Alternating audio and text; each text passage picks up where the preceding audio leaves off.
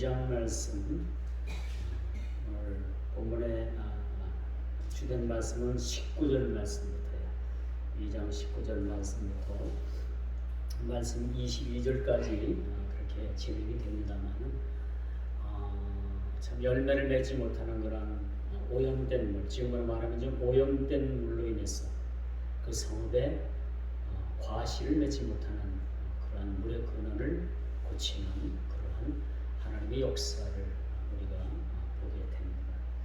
오늘 한 성읍, 그 성읍이라고는 19절에 이렇게 지칭을 했지만은 많은 성경학자들이 그 사마리아 성읍이라고도 그렇게 얘기를 합니다. 그래서 오늘 이 본문 말씀은 특별히 엘리사가 엘리야의 영감을 갑절로 받게 되는 거예요. 그 스승 엘리야가 엘리사에게 내가 네게 무엇을 해주길 원하느냐, 당신의 영감에 당신이 하나님께로부터 받은 영감을 갑절로 받기를 원합니다 라는 그런 요청사항. 이게 단지 희망사항이 아니고 그 엘리야가 가만히 그걸 들어보니까 그것도 자기가 할 일은 아니거든요. 그래서 네가 나한테 어려운 일을 구하는구나. 그렇지만 내가 이 일을 위해서 기도하겠다.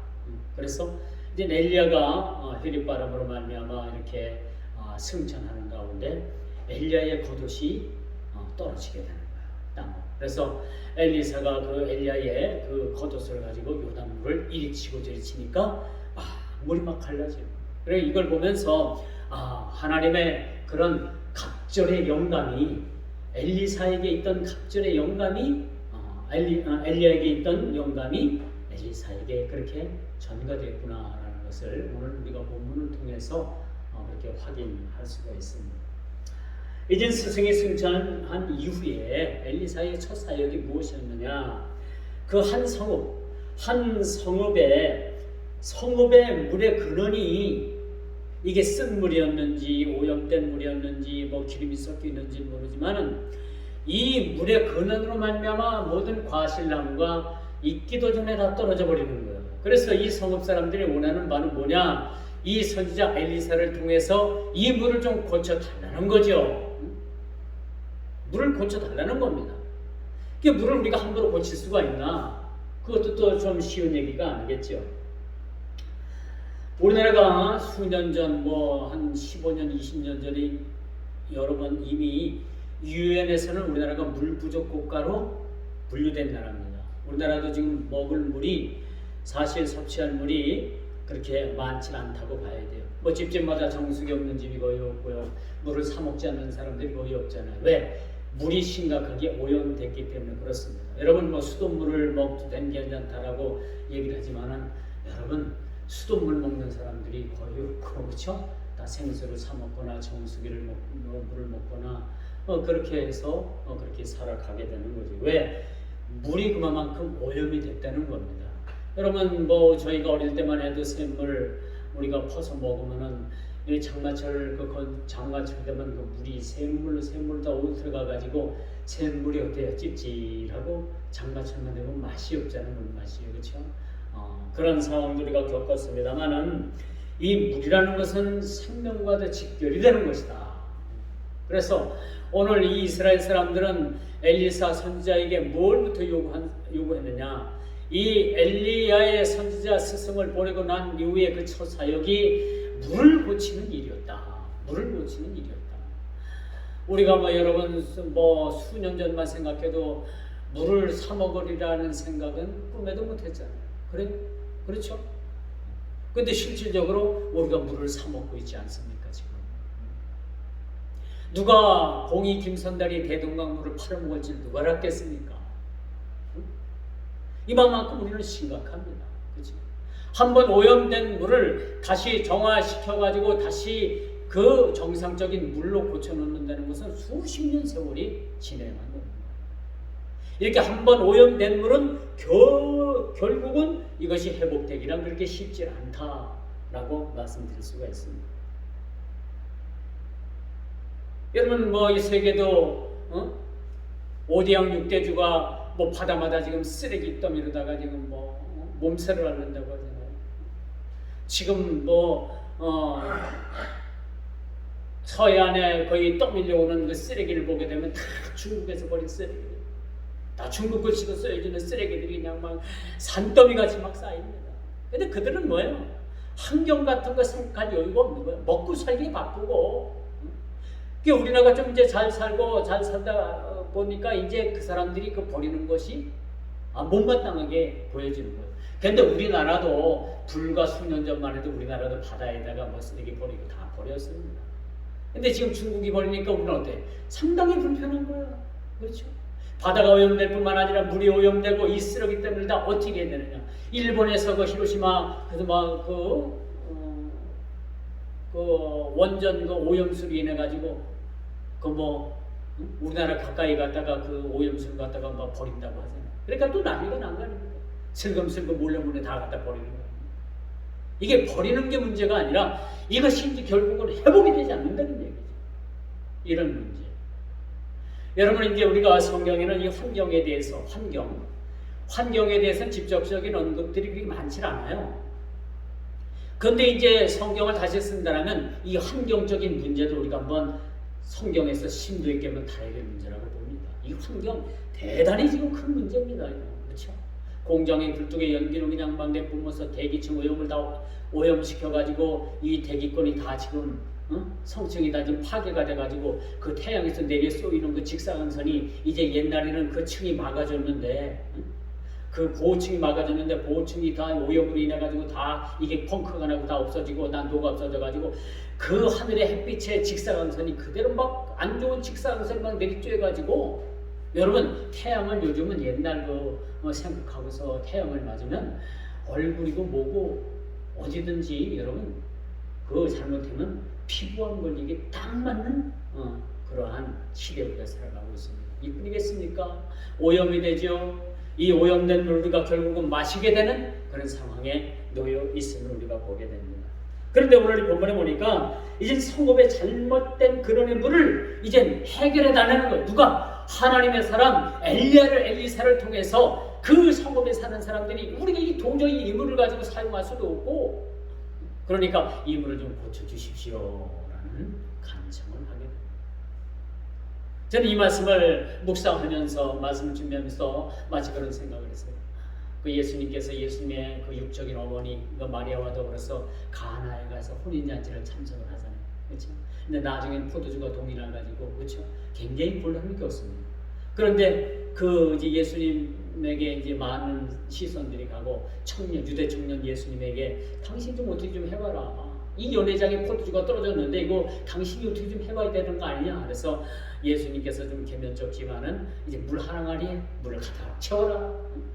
근데 그 하인들이 좀 의심가는 부분도 있었지만은 그 청년이 하는 일이 좀 의심가는 일도 있었지만은 믿고 그 하인들이 그 항아리에 물을 가득 채운 결과 어떻게 됐습니까? 물이 변해서 포도주가 됐잖아요. 아주 누구든지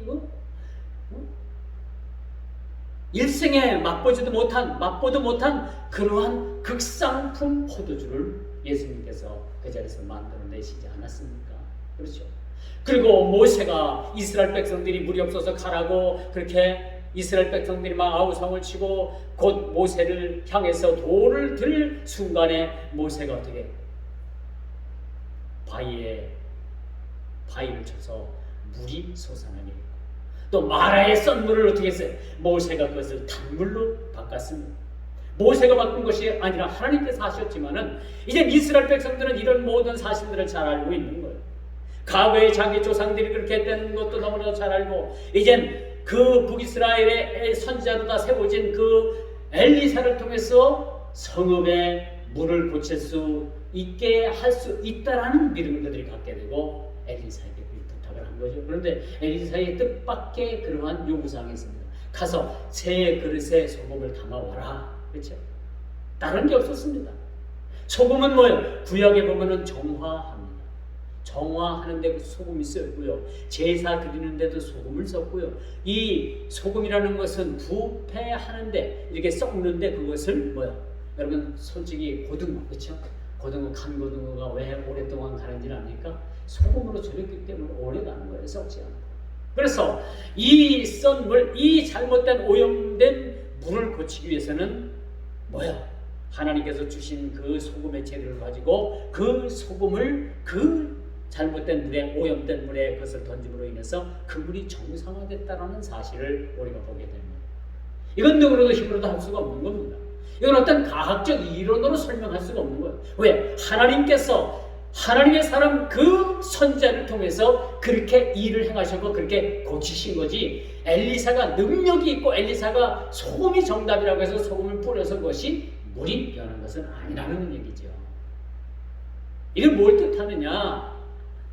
하나님께서 하시는 일을 우리가 믿기만 하면 어때요?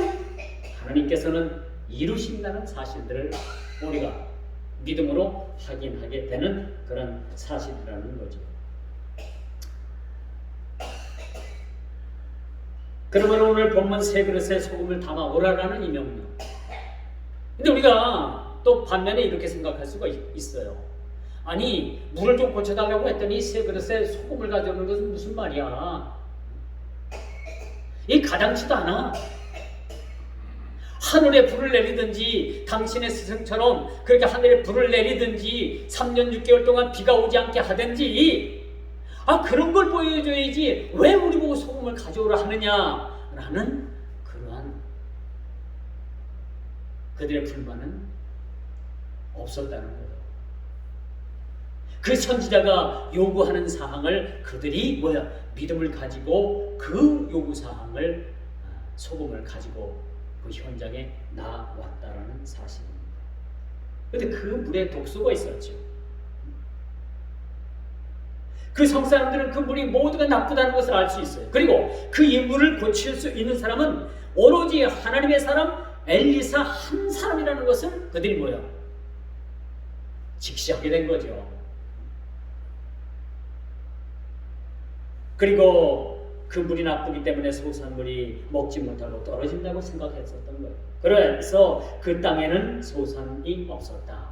그런데 어떻습니까? 엘리야가 그 물을 고친 이후에는 그 물로 인해 가지고 그 소산에 그 열매가 다 있도록 떨어지지 아니하고 온전한 수확을 거둘 수가 있었다는 것을 우리는 보게 되는 것입니다.